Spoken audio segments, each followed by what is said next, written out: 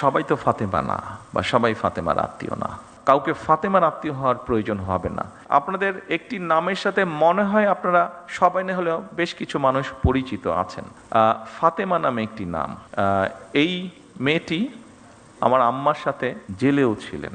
রাজনীতির মঞ্চে যেখানে হাজারো বৈরতা, সেখানে এক গৃহপরিচারিকার আনুগত্যের গল্প কেন উঠে এলো প্রধানমন্ত্রীর মুখে? দীর্ঘ কয়েক দশক ধরে খালেদা জিয়ার ছায়ার মতো সাথে থাকা ফাতেমা বেগমকে নিয়ে প্রধানমন্ত্রী তারেক রহমান শোনালেন এক অজানা কাহিনী। কেন একজন সাধারণ নারী হয়েও ফাতেমা আজ রাজনীতির আলোচনার কেন্দ্রে? কেন প্রধানমন্ত্রীকে বলতে হলো ফাতেমাকেও কি আমরা বন্দী রেখেছি? আজ আমরা জানবো প্রধানমন্ত্রীর সেই আলোচিত বক্তব্যের নেপথ্য কথা এবং ফাতেমার এই অবিশ্বাস্য আনুগত্যের আসল সত্য।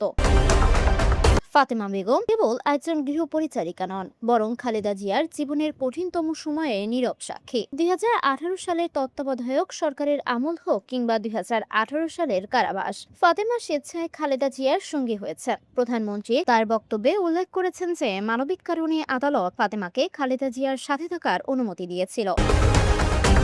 প্রধানমন্ত্রী প্রশ্ন তুলেছেন, বিশ্বের কোথাও কি এমন নজির আছে যে সাজাপ্রাপ্ত আসামির সাথে তার গৃহপরিচারিকাও জেলে থাকার সুযোগ পায়? প্রধানমন্ত্রীর এই বক্তব্যের মাধ্যমে তিনি মূলত খালেদা জিয়ার প্রতি সরকারের দেখানো সর্বোচ্চ মানবিকতাকে সামনে আনতে চেয়েছেন। রাজনৈতিক বিশ্লেষকরা মনে করছেন, যখন খালেদা জিয়ার উন্নত চিকিৎসা ও মুক্তি নিয়ে দেশে বিদেশে চাপ বাড়ছে, তখন প্রধানমন্ত্রী ফাতেমার উদাহরণ দিয়ে এটি বোঝাতে চেয়েছেন যে খালেদা জিয়াকে কোনো সাধারণ কয়েদির মতো রাখা হয়নি, তাকে সকল সুযোগ সুবিধা দেওয়া হয়েছে, এমনকি তার ব্যক্তিগত সহকারীকেও সাথে রাখা হয়েছে। প্রধানমন্ত্রীর এই বক্তব্য কি তবে বিরোধীদের প্রতি এক ধরনের চ্যালেঞ্জ? তিনি কি বলতে চাইছেন, যে আইনের শাসনের বাইরেও সরকার অনেক বেশি সহনশীল ছিল? ফাতেমার এই গল্প এখন ব্যক্তিগত গণ্ডি পেরিয়ে এক শক্তিশালী রাজনৈতিক হাতিয়ারে পরিণত হয়েছে। আপনার কি মনে হয়, ফাতেমার এই অবিশ্বাস্য আত্মত্যাগকে খালেদা জিয়ার প্রতি অকৃত্রিম ভালোবাসা, নাকি প্রধানমন্ত্রীর এই বক্তব্য কেবল একটি রাজনৈতিক কৌশল? দুই নেত্রীর মধ্যকার এই মানসিক লড়াইয়ের গল্পটি আপনার কাছে কেমন লেগেছে?